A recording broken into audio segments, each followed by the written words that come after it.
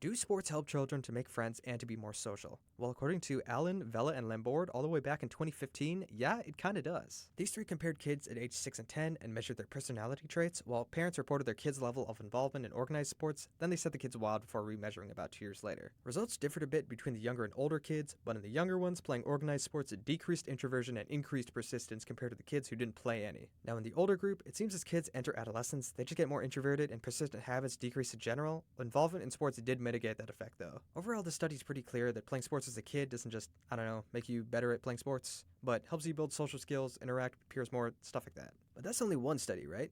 Couldn't possibly be more.